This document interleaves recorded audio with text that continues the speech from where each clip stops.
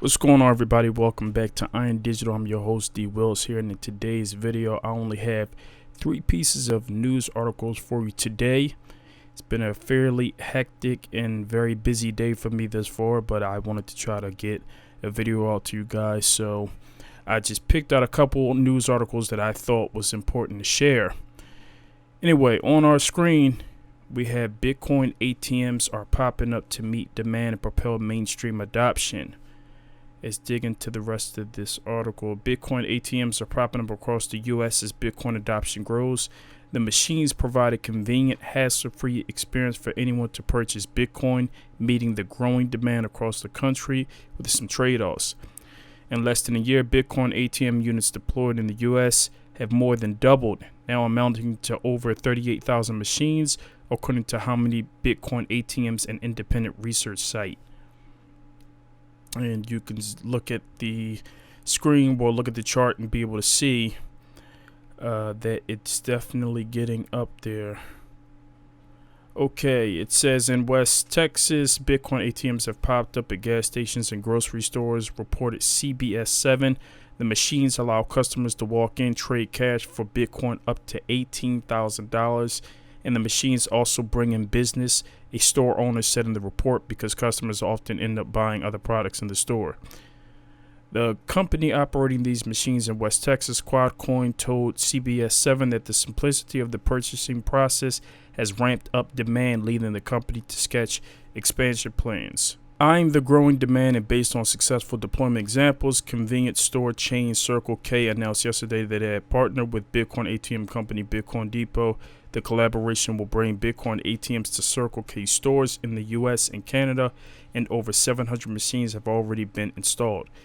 With every convenience, however, comes a cost. In the case of purchasing Bitcoin through ATMs, the cost is represented by fees and identification procedures. Some operators charge as much as 30% fees for every purchase at their ATM, and identification procedures range from phone number verification for smaller purchases to ID submission for bigger ones. Okay, I guess I'll stop it right there. Bitcoin ATMs at this time is very, very expensive. Even as you can see in this article, I mean, some of the machines are just in fees alone is up to 30%. And I had no idea it was up that high. I thought it was like 5%. That's what I was hearing. 30% is absolutely ridiculous. You're giving up a huge amount of your profits just to get cash right there on the spot. Not to mention KYC, know your customer, and everything else. I know back in the day when they had during the early days for Bitcoin ATMs, there was no KYC. And it was a lot easier to be able to go ahead and get your Bitcoin, you get your cash, everything was cool. Or you buy Bitcoin from the ATM machine. So that was actually a good way to come into Bitcoin or purchase your Bitcoin without, any KYC. But of course, nowadays that's changed because of where we're at in this space. I would really caution people to be careful with these ATM machines. I know that some of these Bitcoin ATM machines have even gotten hacked, I guess you can say, and people have lost their money because the way the process works, to my understanding, is the company has to buy the Bitcoin and then they have to load the machine up with the Bitcoin. And then when you, as people are coming and going, someone may decide to buy Bitcoin from the machine. So they'll get it from whatever amount of Bitcoin is available on the machine. And it's essentially acting like somewhat of an exchange almost.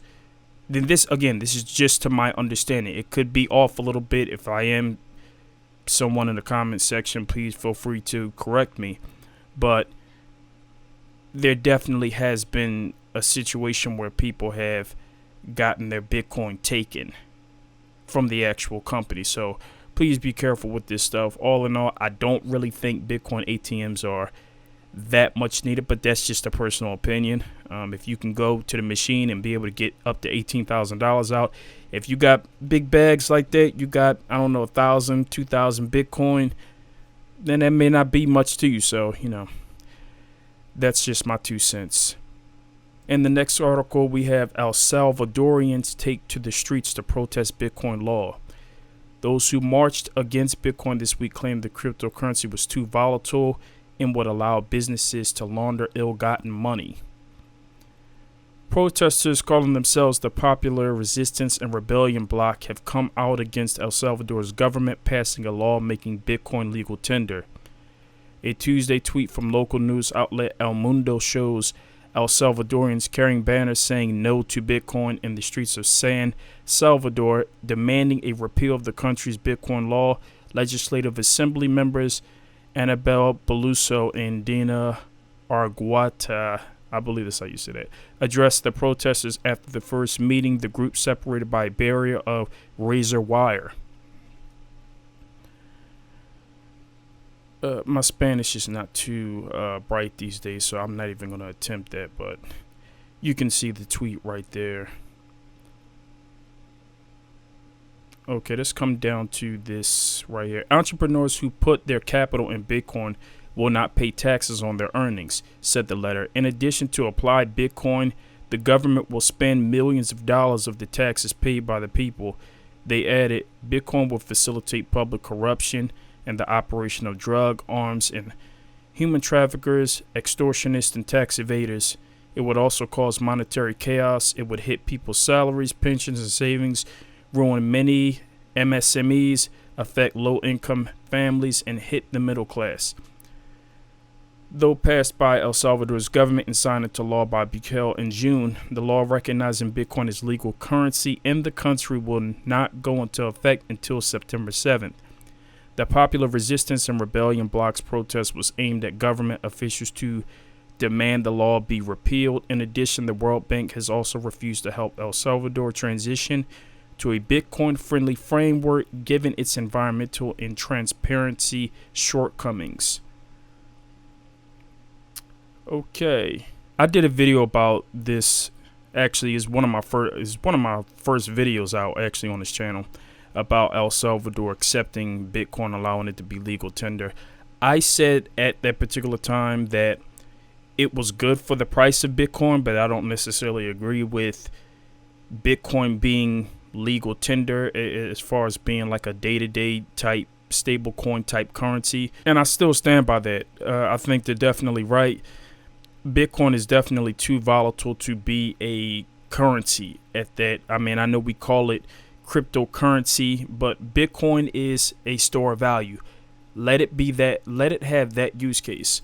I understand what people are trying to do, or what certain even you could say Bitcoin maximalists are trying to do, as far as, okay, we're going to add Taproot, and we're going to add this, we're going to add that, and we're going to do stacks and have DeFi on top of Bitcoin and all this other stuff.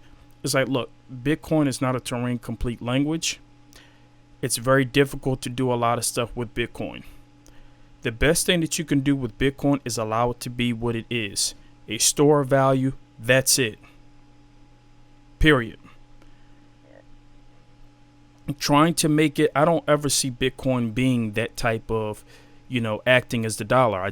I don't see that because of just the Bitcoin's design. I mean, it'd be different if it was kind of like Monero, where it had privacy features to keep things private. But the very fact that, those things, that Bitcoin is not really that private, to be honest with you. I mean, if someone knows who you are, that the address is attached to your identity, is actually like too much information is revealed, because you can look at everything that's been purchased with Bitcoin. So it's not really the best thing to use for like a day-to-day type currency like the dollar.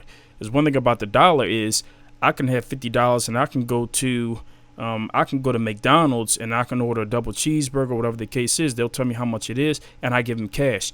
They don't ask me what my name is. They don't ask me how old I am. They don't ask me where I live. They don't ask me anything else. As long as I have the cash, I give them the cash. They give me the product. They don't need to know who I am. They don't necessarily need to know who I am. I just give them the cash in return.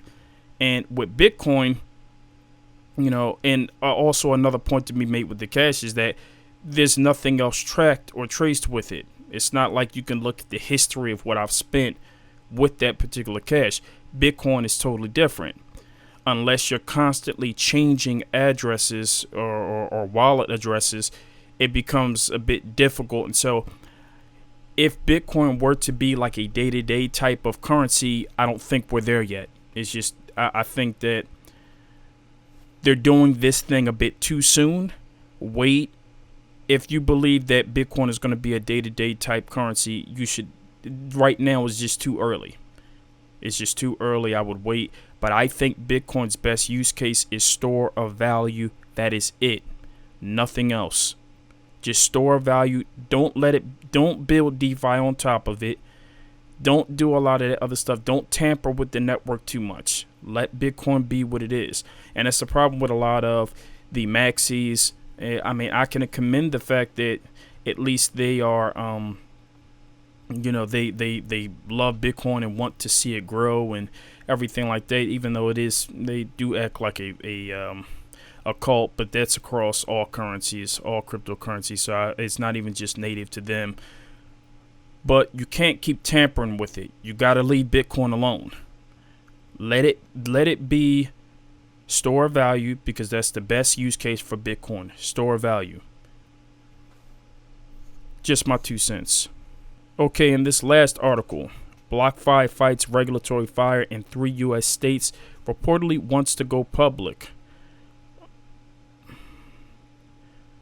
More state regulators are beginning to follow suit with New Jersey after the state attorney general last week was reported to have served BlockFi, a leading American crypto lending firm, with a cease and desist order. Alabama and Texas have dished out similar orders, but it looks like the regulators' actions have not yet derailed the company's possible plans to go public. The New Jersey Attorney General got the ball rolling by essentially accusing BlockFi of breaking state securities laws, with its acting Attorney General Andrew Brook quoted as stating, "Our rules are simple. If you sell securities in New Jersey, you need to comply with New Jersey's securities laws." Okay, we don't have to read all of this. Let's look at some of these quotes. So the Texas State Securities Board revealed that it had in fact been in talks with BlockFi about regulatory concerns this spring this year. The board wrote on or about April 2021, the Enforcement Division of the State Securities Board notified BlockFi that it may have offered securities in Texas that may not comply with the Securities Act. Nevertheless, BlockFi has continued to offer the BIAs to Texans in violation of Section 7 and 12 of the Securities Act. On Twitter, the firm claimed that it was fully operational for all existing clients everywhere in the world, adding that clients will continue to have access to all products, services, and assets on BlockFi.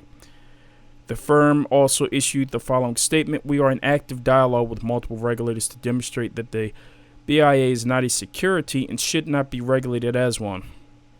We firmly believe that BIA is lawful and appropriate for crypto market participants, and we remain steadfast in our commitment to fight for consumers' rights to earn interest on their crypto assets." Yeah, because they sure are fighting for the consumers' rights. Yeah, because that's what they do. "We welcome discussions with regulators and believe that appropriate regulation of this industry is key to its future success."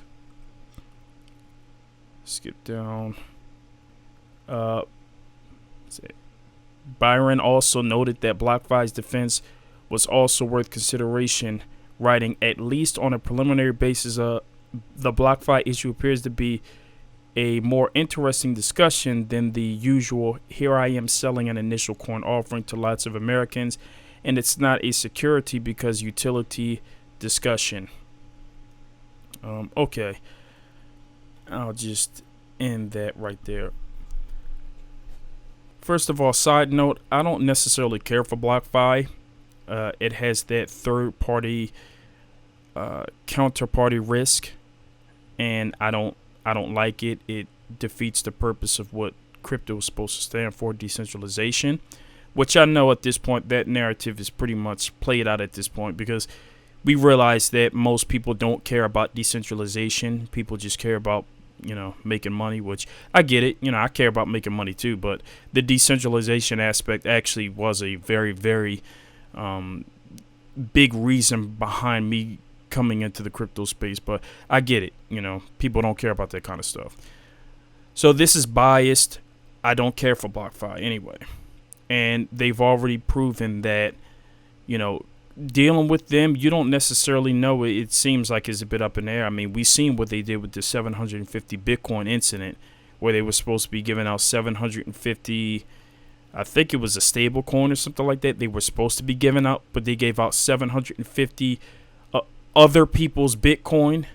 Like, I don't even think it was their own Bitcoin. Other people's Bitcoin, 750 of that they gave away. If I'm wrong, somebody in the comment, please correct me if I am wrong. And so that kind of stuff right there proves why you should not be dealing with them in the first place. There's other decentralized type of places that you can go where you can get yield on your crypto, where you don't have to go to BlockFi. And the thing is, I understand, BlockFi is they offer actually very, very good, very, very good partnership programs or whatever for a lot of influencers. That's why you see so many influencers promoting BlockFi. They make it very lucrative for people, but the influencers, they'll sit up there and they'll pump that crap knowing that it's got that kind of counterparty risk. And don't get me wrong, I know that counterparty risk is kind of in every single type of crypto. We're trying to move away from it. We're not trying to move closer to it. And I feel like BlockFi is trying to be on that other side, trying to be decentralized. Not decentralized, trying to be centralized. And I don't think that they serve a purpose. I just don't care for it. As far as BlockFi getting into trouble with these 3 states and trying to go public now, it reveals to you that we're still very, very early, and because there's no regulation in place, it's very difficult to navigate in this space. Like, it really is. It's very, very difficult to navigate in this space right now because of regulatory oversight not being here. And that's why, even though I like the whole decentralization thing, I really do, I think regulation needs to come so that we can have some kind of guideline of what to go off, so that when projects are created or different things are coming into the space, we know what we can do and what we can't do. Right now, because it's the Wild Wild West, we don't know what to do. It's like, I don't care for XRP, but even XRP is in that situation where it's like, all right, well, we came out at a time where, this is the way all the coins were dishing their coins and doing all that kind of stuff, even though they have a lot more issues pertaining to them. But it's just to make the point that we're in the Wild Wild West. There's no regulatory oversight. So what do you do? Some projects seem to be okay. Other projects are not. And so it's difficult to operate in that kind of landscape. But this is the reason why a lot of this stuff shouldn't exist in the first place. And until we get regulation, you're just going to see more of this kind of stuff happen. Again, I'm not a fan of BlockFi anyway, so I don't care if they get shut down. But 9 times out of 10, it's not going to happen because they have very large backers. They got big players in the spaces backing them. So they'll probably go public, and this little thing that's happening right now, it'll get swept under the rug, and eventually they'll move forward. For majority of people, it's probably best that they just go along with decentralized BlockFi, because that's where they'll feel more comfortable. That's just what it is. I may not like them, but it doesn't matter what I like. Majority of people are going to go with centralized authorities because majority of people they don't want to maintain custody of their own funds. They don't want to have that kind of responsibility, and they want yield on the coins that they have, which we all want yield, of course. Like I said, there's plenty of other places that you can go to get yield. I've even had it in a couple of my other videos. But if BlockFi is for you, if you're comfortable with that kind of counterparty risk, then, go ahead and check them out. But as far as this thing with the states, it's just going to continue to happen across not just BlockFi, centralized type of thing, but also decentralized cryptos. Is going to continue to happen because nobody knows what they can do and what they can't do. There's a lot of gray areas, and If they're after you, then they're going to be after you. That's just the way I look at it. So that's all the news that I have for you today. I hope you enjoyed the video. Please subscribe to the channel. Like the videos. Take a look at some of the other content. I'll talk to you guys soon. Take it easy. Peace.